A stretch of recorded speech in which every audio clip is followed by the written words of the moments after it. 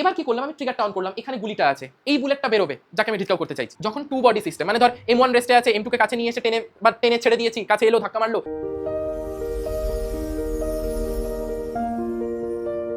Hello দিশারিয়ান্স, চলে এসেছি আজকে আরেকটা ভিডিও নিয়ে, যে ভিডিওর টাইটেলটা মোটামুটি এরকম দেখেই তোরা বুঝতে পারছিস যে স্প্রিং ওরিয়েন্টেড কথাবার্তা আমরা বলবো। স্প্রিং এর নারী নক্ষত্র, এখানে আমরা তার ত্রিকুজি গোষ্ঠী বিচার করব। স্প্রিং নিয়ে কি হতে পারে, তার কি এনার্জি থাকতে পারে, সেটা নিয়ে কিভাবে অঙ্ক করতে পারি, তার কি অ্যাপ্রোচ হতে পারে, সমস্ত কিছু ইচ অ্যান্ড এভরিথিং আমরা আজকে এই ভিডিওতে ডিসকাস করব। সুতরাং বেশি সময় নষ্ট না করে লেটস স্টার্ট। স্প্রিং, দেখ স্প্রিং বললে এইরকম একটা জিনিস আমার মাথায় আসে। এবার ধর এটা একটা ইলাস্টিক বডি, তো মানে elastic body in the sense, আমরা ইলাস্টিসিটি পড়েছি, সেখানে হুকস ল দেখেছি, in an elastic limit stress is directly proportional to the strain. এবার একটা বডিকে আমরা টানলাম, এভাবে ইলংগেট করলাম, তার ডিফরমেশন হলো, ছেড়ে দিলাম, আবার সে তার ইনিশিয়াল স্টেটে ফিরে আসতে চাইছে, তার মানে তার টেন্ডেন্সি রয়েছে যে আগের স্টেটে ফিরে চলে আসার, জাস্ট লাইক আ স্প্রিং। ধর এরকম একটা রিজিড রুফ রয়েছে, এই একটা রিজিড রুফ রয়েছে, তার সঙ্গে স্প্রিংটা আটকানো রয়েছে, রাইট? এবার এই স্প্রিং এর এই দিকে, মানে আমি এখনো কোনো ফোর্স অ্যাপ্লাই করিনি, এর মোটামুটি x1 ছিল লেন্থ, তখন যখন ফোর্স অ্যাপ্লাই করিনি তখন F equals two 0 when no force is applied। এবার ধর আমি এই স্প্রিংটাকে ইলংগেট করতে চাইছি, তাহলে এই স্প্রিংটাকে যদি ইলংগেট করতে চাই তাহলে আমাকে নিশ্চয়ই, এ তো আর গুপি গাইন বাঘাবাইন নয় যে আমি বললাম যে ইলংগেট হয়ে গেল।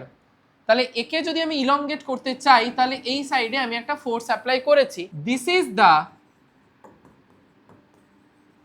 এক্সটার্নাল ফোর্স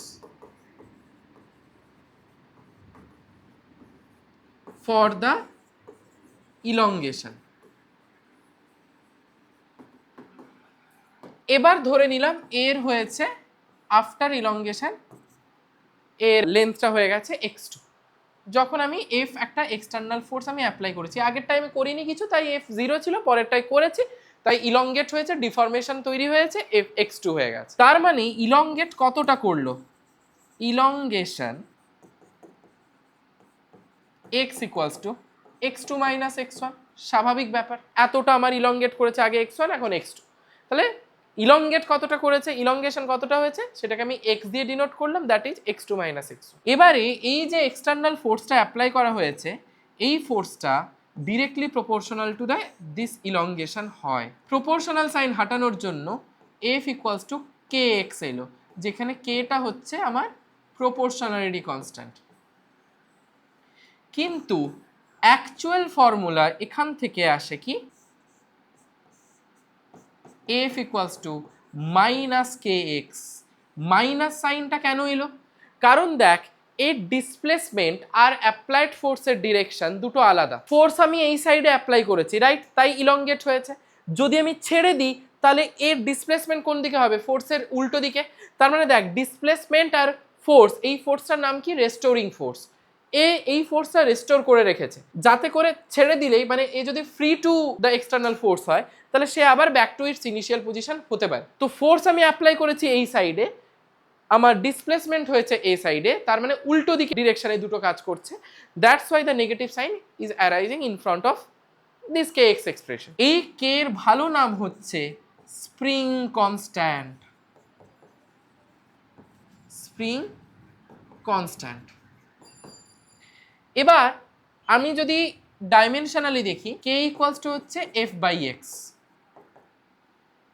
তার মানে k এর ডাইমেনশন হয়ে যাচ্ছে, দেখ ফোর্সের ডাইমেনশন বাই এক্স এর ডাইমেনশন।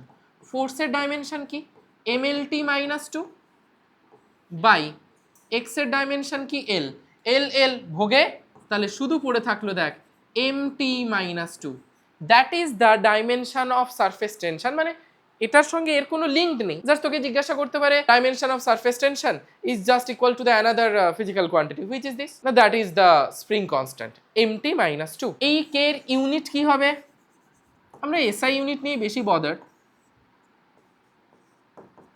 সেটা কি হবে, দেখ ফোর্স পার ইলংগেশন, তো elongation is nothing but a distance, মানে একটা লেন্থ, তার ইউনিট কি হয় মিটার। তাহলে দেখ নিউটন বাই মিটার মানে নিউটন মিটার ইনভার্স হলো। এটা হচ্ছে আমাদের বেসিক জিনিস ফোর্সের। মেন ফর্মুলা কি দাঁড়ালো না F equals to minus K x. আমরা যদি মড ভ্যালু নিয়ে কাজ করি তখন F equals to K x চলে আসে। এর একটা ছোট্ট এক্সাম্পল দিয়ে বোঝা যাক। একটা ঢিচকাও ছবি আছে, গান শুট করব, এ বি সি তিনটা জিনিস আছে। প্রথম দেখ এই জায়গাটায় যখন গানের এই ফ্রন্ট পোর্শনটায় একটা স্প্রিং লাগানো থাকে, আমি এখানে ট্রিগারটা অন করিনি, সেই জন্য স্প্রিংটা যে জায়গায় ছিল সেই জায়গায় আছে। এবার কি করলাম, আমি ট্রিগারটা অন করলাম, এখানে গুলিটা আছে, এই বুলেটটা বেরোবে যাকে আমি ঢিচকাও করতে চাইছি। আমি যখনই এটাকে টানলাম তখন এর মধ্যে পোটেনশিয়াল এনার্জি স্টোর হয়ে আছে। আমরা একটু পরেই দেখবো যে এই পোটেনশিয়াল এনার্জিটা কত। পোটেনশিয়াল এনার্জির নেচারটা কি হবে, ইলাস্টিক পোটেনশিয়াল এনার্জি। আমরা জানি যে আমাদের পোটেনশিয়াল এনার্জি দু রকমের হয়, একটা হচ্ছে ইলাস্টিক পোটেনশিয়াল এনার্জি আর একটা হচ্ছে গ্র্যাভিটেশনাল পোটেনশিয়াল এনার্জি। আমি এখানে দেখতে পাচ্ছি যে এখানে গ্র্যাভিটেশনে কোনো ব্যাপার স্যাপারই নেই, ইলাস্টিকের ব্যাপার রয়েছে। তো ইলাস্টিক পোটেনশিয়াল এনার্জিটা এখানে স্টোর হয়ে আছে। ট্রিগারটা অন করেছি, যেখানে এমটা হচ্ছে বুলেটের মাস, কতটা সরেছে ইলংগেশন কত হয়েছে না এক্স। প্রথমটা এফ ইকুয়ালস টু 0, আমি কোনো ফোর্সই অ্যাপ্লাই করিনি, যার ফলে অ্যাজ ইট ইজ যা আছে তাই বসে আছে। যেই আমি ট্রিগারটা ছেড়ে দিলাম মানে ফোর্সটাকে রিলিজ করে দিলাম, বন্দুকটা ঢিচকাও, মানে ইলাস্টিক পোটেনশিয়াল এনার্জি স্প্রিংটা তখন কি হচ্ছে, এই বুলেট ছিল এই বুলেটটাকে এইভাবে ঠেলে দিল সামনের দিকে, তার মানে ইলাস্টিক পোটেনশিয়াল এনার্জি যেটা ছিল সেটা কনভার্ট হয়ে গেল কিসে, কাইনেটিক এনার্জিতে। সেই ভি ভেলোসিটি নিয়ে এ বাবু বেরিয়ে চলে এলেন। তো এই যে এখানে পোটেনশিয়াল এনার্জিটা স্টোর হয়ে আছে, I want to calculate what is the expression for this potential energy store. প্রথম কথা জানি আমরা potential energy is nothing but the another mean of work done. তাহলে potential energy equals to work done W equals to integration dW, কারণ আমরা জানি integration dx equals to x, স্বাভাবিক ব্যাপার, equals to integration dW, W equals to যদি F into x হয় force into displacement, স্বাভাবিক ব্যাপার dW equals to F dx হবে। তাহলে এখানে হবে কি F dx, কোথা থেকে কোথায় যাচ্ছি, x1 থেকে x2 তে। মনে করে দেখ আগের স্লাইডেই আমরা দেখিয়েছি যে ইনিশিয়ালি ছিল তোর, ওই যে কোথায় গেল, ইনিশিয়ালি ছিল x1, আফটার অ্যাপ্লাইং আ এক্সটার্নাল ফোর্স কত চলে এসছে x2। এবার f এর ভ্যালু আমি কত জানি kx, আমরা মড ভ্যালু নিয়ে কাজ করছি। f অ্যাকচুয়ালি কি হয় মাইনাস kx, আমরা এখানে মড ভ্যালু নিচ্ছি বলে শুধু kx টা নিচ্ছি, k টা হচ্ছে আমাদের স্প্রিং কনস্ট্যান্ট, kx আর dx টা dx এর মতো থাকলো, লোয়ার লিমিট x1 আপার লিমিট x2। তাহলে দিস ইকুয়ালস টু দাঁড়িয়ে গেল দেখ k ইন্টিগ্রেশন x dx, তার মানে k x dx ইন্টিগ্রেশন মানে কত হবে x স্কয়ার বাই 2, x1 থেকে x2 গেলাম, তার মানে আমার পোটেনশিয়াল এনার্জি দাঁড়িয়ে গেল হাফ k বাইরে চলে গেল, upper limit minus lower limit. এবারে upper limit minus lower limit যেটা করলাম x2 square minus x1 square which is the meaning of x square elongation square, তাহলে কি হয়ে যাবে potential energy stored equals to half k x square. এই amount of energy আমার store হয়ে থাকে। আরেকটা জিনিস বলি, স্প্রিং কম্বিনেশন ছোটবেলা থেকে পড়েছি, আমাদের কম্বিনেশন বলতে আমরা সিরিজ কম্বিনেশন প্যারালাল কম্বিনেশন বুঝি। Spring is not an exceptional case, spring এর ক্ষেত্রেও আমার সিরিজ কম্বিনেশন প্যারালাল কম্বিনেশন হবে। রেজিস্ট্যান্সের ক্ষেত্রে একটু খেয়াল করে দেখ, সিরিজ প্যারালালের নেচারটা পাল্টাবে না, যেরকম আছে পরপর যদি কানেক্টেড থাকে সিরিজ, যদি ব্রাঞ্চিং হয় মানে আমার যদি ব্রাঞ্চ থাকে তাহলে সেক্ষেত্রে হবে প্যারালাল। কিন্তু ব্যাপারটা হচ্ছে রেজিস্ট্যান্সের ক্ষেত্রে যা হয় বাদবাকি যত ফিজিক্যাল কোয়ান্টিটি আছে সবার ক্ষেত্রে উল্টোটা হয়।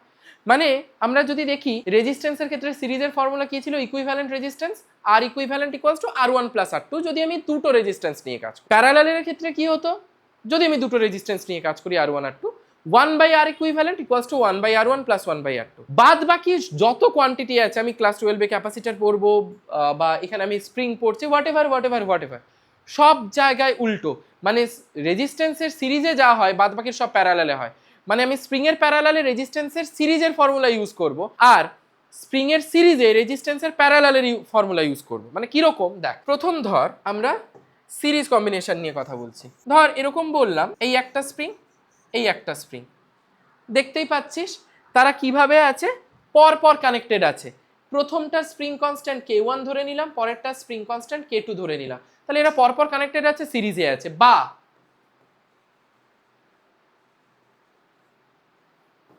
k1 k2 as simple as this, ঠিক আছে। তো তখন সেক্ষেত্রে আমার ইকুইভ্যালেন্ট কি হয়ে যাবে, 1/k equivalent equals two 1/k1 plus 1/k2। কারণ রেজিস্ট্যান্সের ক্ষেত্রে যা করি এখানে তার ঠিক উল্টো, তাই এখানে 1/, করে করেছি। এই 1/, করে করা আমরা প্যারালালে দেখেছিলাম রেজিস্ট্যান্সের, এখানে আমরা সেটা সিরিজের ক্ষেত্রে দেখলাম। ঠিক একই রকম ভাবে আমরা যদি প্যারালাল দেখি, প্যারালাল মানে কি, ব্রাঞ্চিং থাকবে। মানে ধর বললাম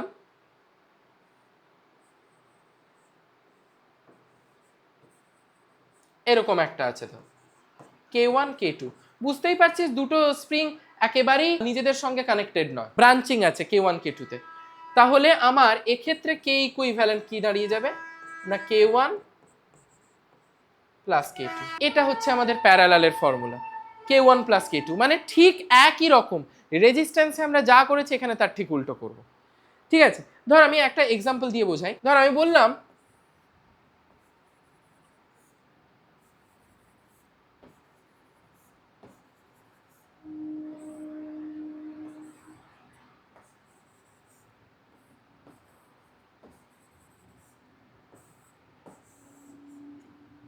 ধর এরকম একটা স্প্রিং কম্বিনেশন আছে, তাহলে এক্ষেত্রে আমি কি করব, ধর এটা কে, এটা 2k, এটা কে, এটা 2k, এটা কে, এটা কে। তাহলে কি করব, প্রথম দেখ এই দুটো দেখেই বুঝতে পারছিস কিভাবে থাকবে, প্যারালালে।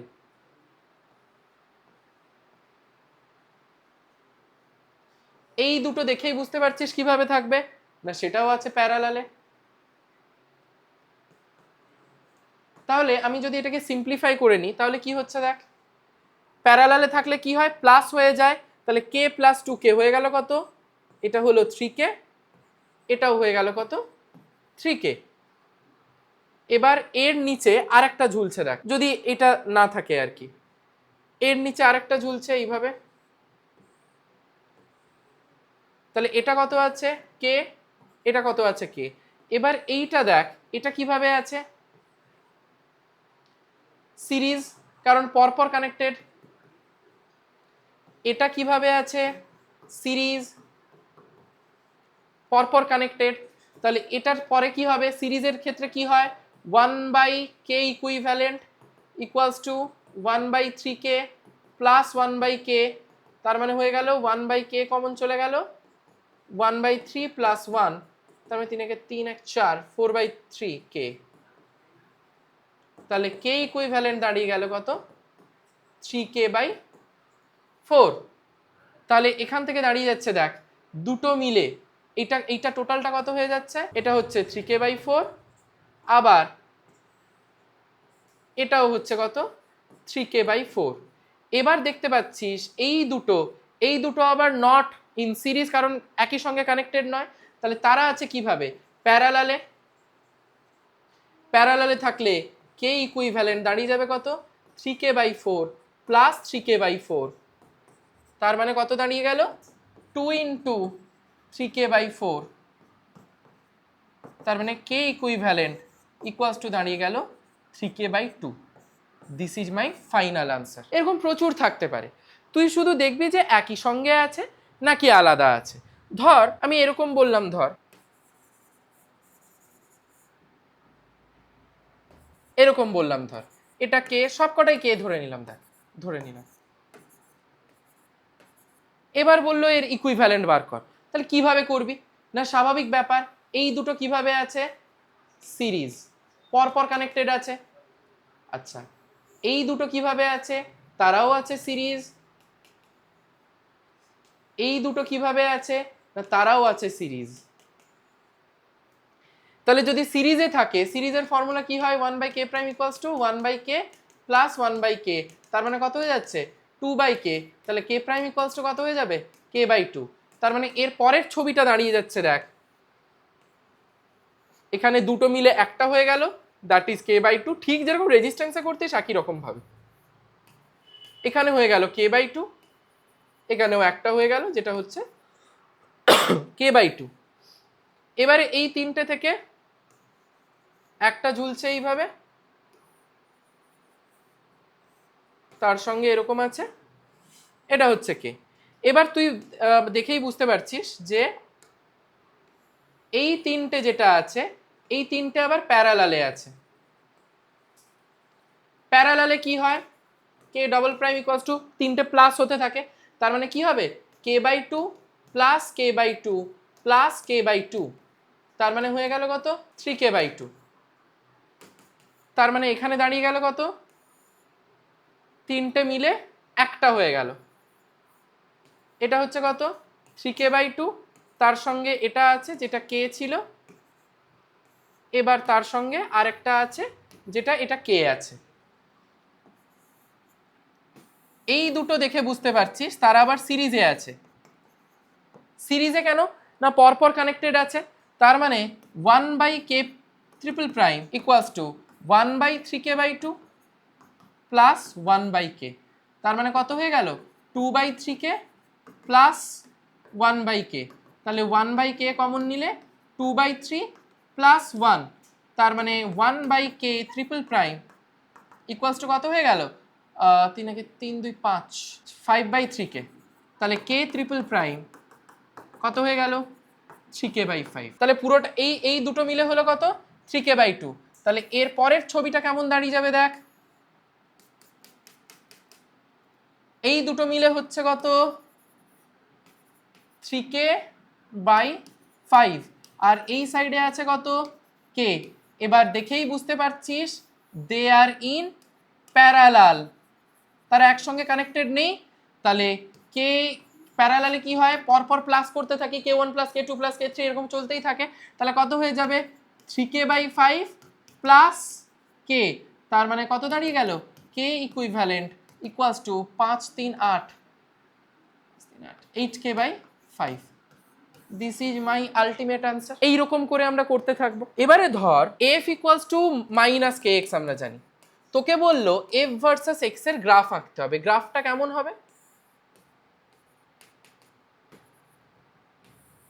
এই, এটা কেন হলো f ভার্সেস x এর গ্রাফ এরকম কেন হলো, কারণ দেখ f proportional to x, f টাকে রেখেছি y অ্যাক্সিসে, x টা হচ্ছে x অ্যাক্সিসে ইলংগেশনটা, তাহলে y proportional to x, straight line passing through the origin হয় আমরা জানি, কিন্তু এখানে সামনে একটা নেগেটিভ এসছে y equals to mx, m টা হয়ে গেছে নেগেটিভ, তাহলে স্লোপটা নেগেটিভের দিকে যাবে, তাই গ্রাফটা আমার এরকম হয়ে গেছে। এবার আমরা এনার্জির ইকুয়েশন গুলোয় আসি, মানে কিরকম, ধর তোকে অঙ্কে বলে দেওয়া আছে, কোনো একটা অঙ্কে বলে দেওয়া আছে যে ভেলোসিটি রিলেটেড, মানে স্প্রিং এর অঙ্কই, ঠিক আছে, স্প্রিং এর অঙ্কই ভেলোসিটি রিলেটেড কথাবার্তা বলে দেওয়া আছে। অঙ্ক কিভাবে করবি, ফর্মুলা 1 নম্বর ফর্মুলা কি হবে, half kx² equals to half mv²। মাসটা সমস্ত কিছু তোকে গিভেন থাকবে, একটা ডেটা তোকে বার করতে হবে, তোকে শুধু when only velocity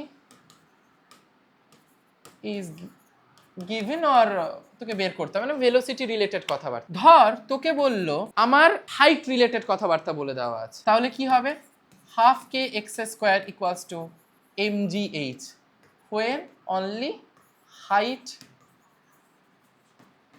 is given। আবার যখন দুটোই বলে দেওয়া আছে, ধর তোকে ওয়ার্ক ডান বার করতে হবে, তাহলে কি করব f into x equals to half kx² plus half mv², মানে তুই দেখবি যে আমাকে কি কি ডেটা গিভেন দেওয়া আছে তার রেসপেক্টে আমি পরপর এরকম বসাতে থাকতে, আমাকে ফোর্স বার করতে বলুক, এই বার করতে বলুক, যে সমস্ত ডেটা দেওয়া থাকবে তার উপর বেস করে। যদি তোকে এরকম ধর 2 বডি সিস্টেম দেওয়া আছে, ফর এগুলো সব 1 বডি হলো, 2 বডি সিস্টেম,